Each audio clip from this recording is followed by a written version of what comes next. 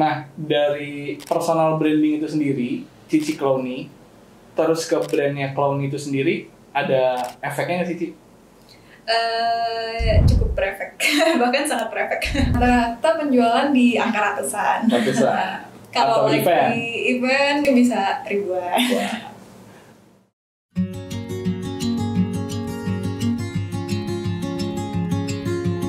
Halo, selamat siang. Kenalkan, nama saya Nita Christina. Saya founder dari brand Clowny.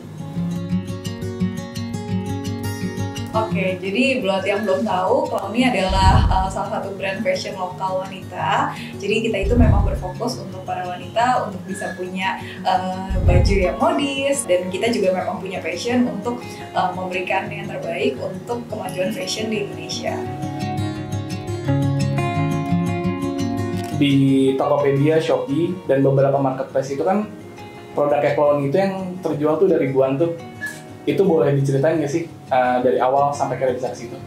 Oke, jadi memang Clowny itu bermula dari awalnya aku yang kerjain berdua sama mamaku dari tahun 2015. Di tahun 2015 waktu itu belum ada platform e-commerce seperti sekarang, kayak belum menjamur seperti sekarang. Jadi waktu itu kita memang masih berfokusnya itu jualan lewat Instagram, lewat sosial media, lewat WhatsApp, kayak gitu-gitu. Nah, sampai di tahun 2016 awal, waktu itu yang pertama kali approaching ke kita itu justru dari tim Shopee. Nah, awalnya aku sendiri juga kurang percaya ya, apalagi ya, itu menurut aku hal yang wajar gitu, dari yang awalnya jualan di sosial media yang kita biasanya terima duit begitu sebelum kita kirim barangnya kita udah terima duit, tiba-tiba kita harus mengalami perubahan di mana kalau misalnya kita jual di marketplace kan berarti kita kirim dulu barangnya, nanti setelah barangnya udah sampai baru kita terima. Tapi waktu itu aku barengan sama mamaku, kita berdua mikir kayak, kalau mamaku kan pemikirannya masih kolot mungkin ya waktu itu, kayak jangan kayak gitu, nanti kalau misalnya nggak dibayar gimana. Akhirnya kita tapi karena waktu itu aku bilang, tapi kalau misalnya kita nggak ikutin perkembangan ini, kita justru yang akan ketinggalan. Akhirnya waktu itu aku yang insist kita harus buka toko di marketplace, entah gimana pun itu hasilnya, kita coba dulu waktu itu. Oh ternyata lumayan ya gitu. Terus nggak lama kemudian juga ada Tokopedia, ada marketplace yang lain. Akhirnya kita coba buat, ya udah kita taruh aja barang-barang kami di situ. Nah, itu tuh ngembangin dari yang tadinya sedikit gitu sampai sekarang bisa banyak tuh gimana sih? Oh itu dengan penuh perjuangan sih. Dari awalnya yang memang kita tuh jualannya paling 3 paket aja satu hari tuh aku udah seneng banget gitu. Sampai bisa 10 paket atau 100 paket per hari, itu juga nggak mudah untuk mencapai itu. Apalagi di saat itu aku juga baru lulus kuliah dan bisa dibilang tuh masih terbatas modalnya. Baik dari segi pengetahuan aku tentang marketplace itu masih kurang banget, terus bagaimana cara berjualan, manajemen itu aku masih kayak bingung banget gitu. Jadi benar-benar nikmatin aja prosesnya, dari 5 paket per hari, 10 paket per hari, puluhan paket per hari, ratusan paket per hari, sampai ribuan paket per hari kayak gitu. Sekarang rata-rata berapa sih per harinya Clowny? Rata-rata penjualan di angka ratusan. Kalau lagi flash sale? Kalau lagi event belas-belasan, mungkin bisa ribuan. Pas lagi event ada campaign yang dikasih nggak sih, atau ikutin dari marketplace aja? Biasanya sih kalau misalkan untuk campaign kita memang selalu sediakan istilahnya kayak amunisi kita nih. Jadi bukan cuma secara traffic aja yang rame, pasti kan kita menyadari ya kalau misalnya lagi event, contohnya pas lagi angka kembar, biasanya kan memang ada peningkatan traffic nih, karena orang juga berharap karena ada diskon apa nih kayak gitu kan. Nah tapi dari segi brand juga kita selalu menyediakan istilah kayak amunisinya nih, gimmick-gimmicknya, kayak misalkan belanja sekian nanti bakal dapat free gift, atau yang biasanya harganya sekian kita bikin bundling 2 piece harganya sekian, cara-cara yang kayak gitu sih. Sempat riset sedikit nih, modal awalnya itu berapa sih dari ibunya? Jadi aku jujur memulai Clowny itu istilahnya dari bukan nol lagi, dari minus. Karena waktu itu aku ini bukan satu hal yang perlu ditiru sih sebenarnya. Waktu itu aku ngutang dari kartu kredit. Nah, jadi waktu itu aku ngutang dari kartu kredit 3 juta. Dari situ selama 6 bulan aku benar-benar nggak ambil keuntungan sama sekali. Jadi benar-benar kayak kalau misalnya ada penjualan ya diputar lagi buat jadi modal, diputar lagi jadi modal kayak gitu sih. Sampai bisa jadi kayak sekarang. Oke. Terus sempat lihat di artikel itu bisa peak-peaknya itu pernah dapetin 100 juta selama 6 bulan. Iya, betul. Itu pas lagi campaign apa sih, Ki? Nah, waktu itu memang nggak mudah ya, kayak dari satu hari omsetnya dari 1 juta, terus jadi 10 juta, terus ngegulung sampai 6 bulan itu bisa kekumpul ya omsetnya waktu itu 100 juta gitu. Itu di tahun pertama? Itu di tahun pertama. Wah, tahun pertama.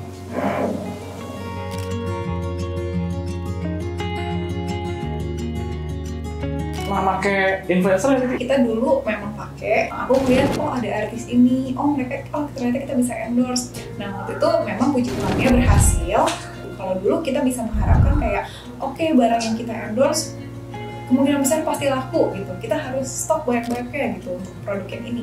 Tapi kalau misalnya sekarang mungkin udah nggak gitu ya, karena kan udah banyak banget nih juga orang-orang yang endorse kayak gitu sih. Tapi masih endorse-nya sampai sekarang, masih pakai influencer kah? Kita masih. Dan kita memang menjalin hubungan baik sih dengan para influencer. Kalau pakai influencer, itu harapannya biar apa sih?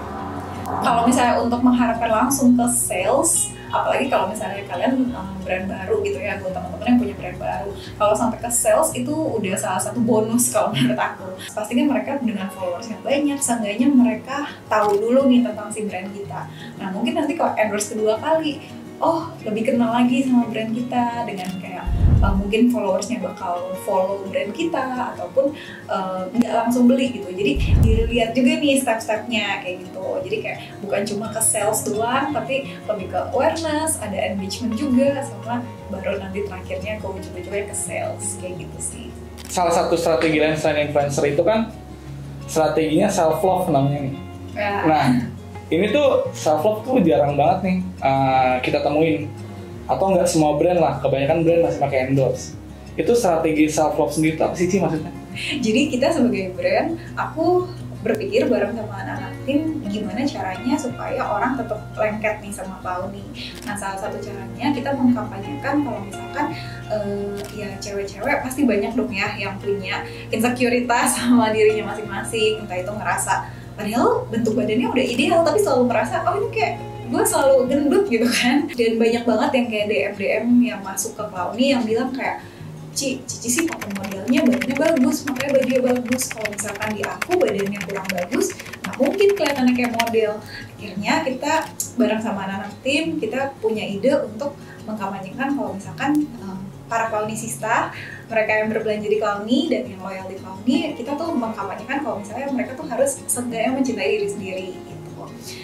Bukan berarti mereka itu nggak bisa pakai baju Clowny, makanya kita juga kalau misalnya sekarang nih kalau kita photoshoot, kita juga selalu ada di depan layar itu bukan cuma orang-orang yang berbadan model, tapi mereka juga yang punya bentuknya plus size ataupun kayak badannya yang petit, yang kayak gitu-gitu sih. Jadi semua orang bisa melihat oh kalau baju Clowny dipakai sama yang badannya petit kayak gimana, kalau dipakai sama yang badannya plus size kayak gimana. Berarti tadi udah ada 2 strategi tuh, influencer sama self love. Tadi sempat mention Clownisista. Betul. Keuntungannya tuh apa sih kalau sebagai Clownisista? Jadi memang ini juga salah satu proyek yang lagi kita garap. Kita lagi menggather semua Clownisista yang memang sudah pernah berbelanja di Clowny dan kita bikinin bentuk komunitasnya. Itu bisa berkumpul jadi satu dan juga kayak bisa menjadi sebuah kesatuan, bukan cuma untuk berbelanja aja, tapi kita mungkin aja bisa ada kegiatan sosial, terus juga kayak bisa ada kegiatan fun bareng sebagai cewek-cewek dan juga untuk kampanye self love dari kita juga. Oke. Oh berarti kalau sisa tuh baru ya? Nanti bakal Betul. Sebenarnya kita bakal mulai di Desember ini. Desember ini kita mulai dari adanya Clownista Gathering. Jadi nanti bakalan ada dinner bareng Cici Clowny juga, bakal ketemu sama aku, bakal ngobrol-ngobrol juga, mungkin seputar pertanyaan. Jadi sebisa mungkin aku sendiri sebagai owner pun ingin mendekatkan diri nih sama para customer yang sudah berbelanja di Clowny. Nah, tadi sempat mention tuh Cici Clowny.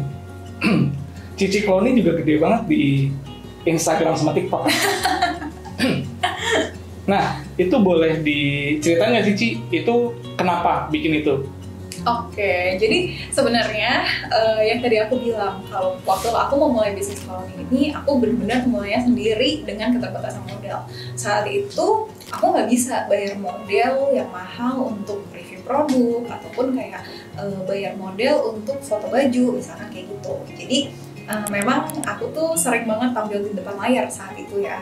Jadi banyak nih dari Clownisista tuh yang pada bilang kayak, oh Cici Clowny kayak gitu. Akhirnya karena yang tadi aku bilang, aku tuh selalu berusaha untuk menjalin hubungan sedekat mungkin dengan para Clownisista. Entah itu aku nganggapnya sebagai teman, entah itu sebagai bestie gitu. Jadi ada aja nih Clownisista tuh yang sering kayak curhat juga bahkan gitu kan ke aku.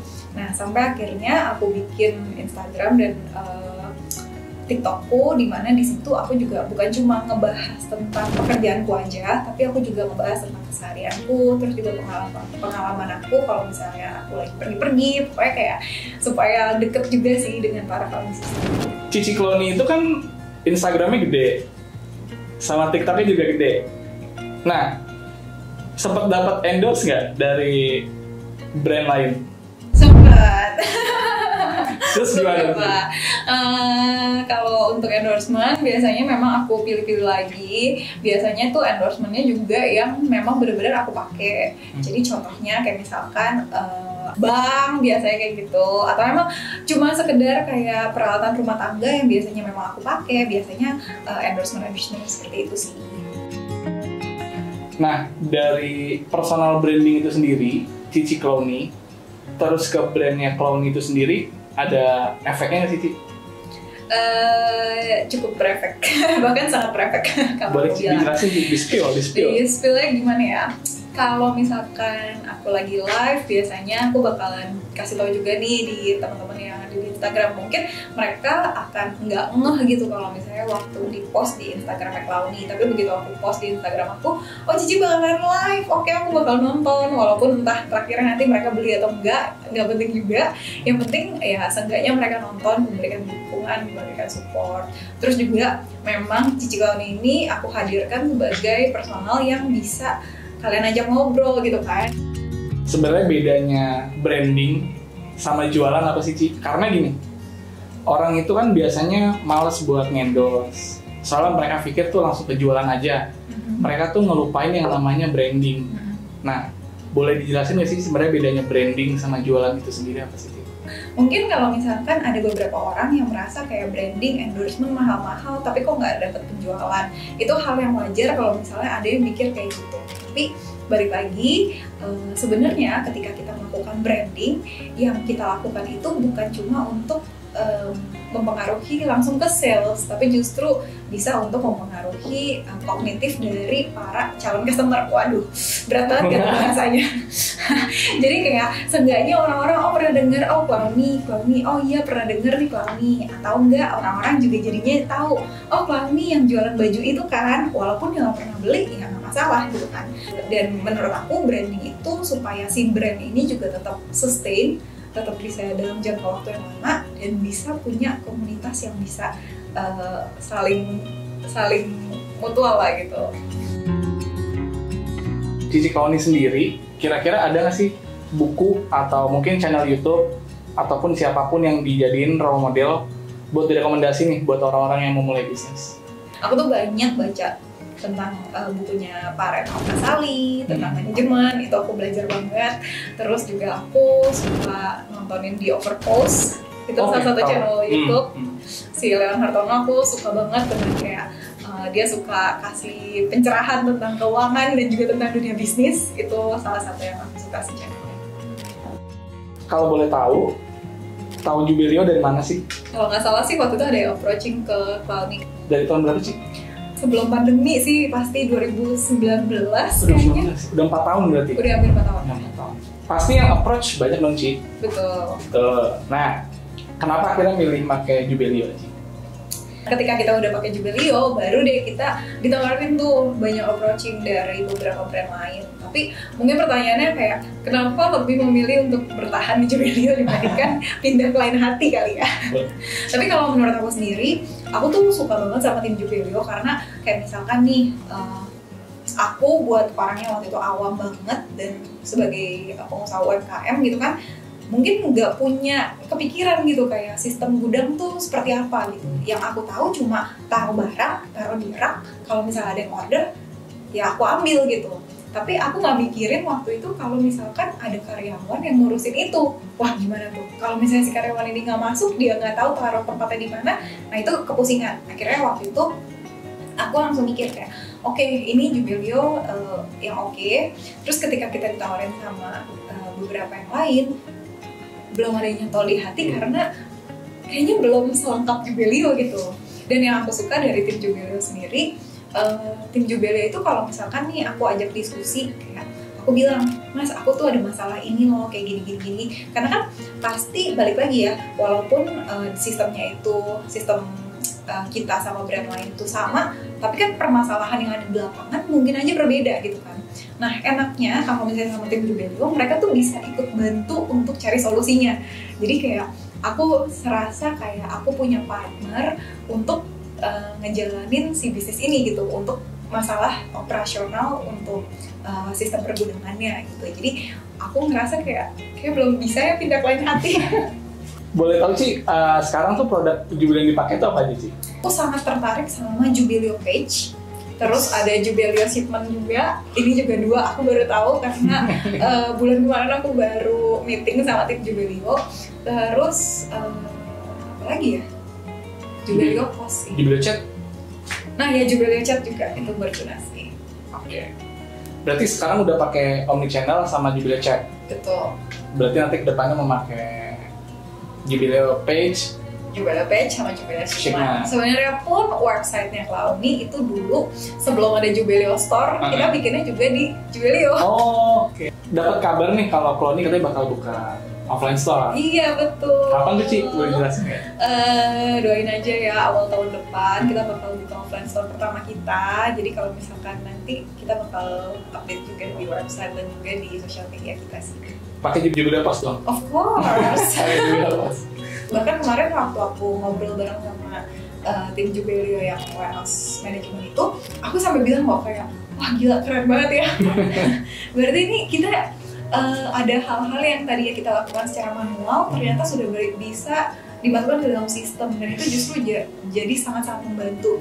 Ya by the way kan emang sebenarnya Jubileo itu kan sekarang banyak banget seller Jubileo itu yang nggak tahu kalau Jubileo itu sebenarnya ekosistem, dimana bayarnya yang si Omnichannel, tapi Cici itu bisa dapetin semua itu kayak POS, shipment, checkout, terus store dan lain-lain itu langsung free. Betul. Dan Gitu. itu yang belum aku bisa dapetin di tempat lain. Oh iya. Jadi belum bisa pindah ke lain hati nih. Oke, paling segitu aja sih Ci dari kita. Oke. Thank you banget udah mau di interview di acara Cerita Bisnis kali ini.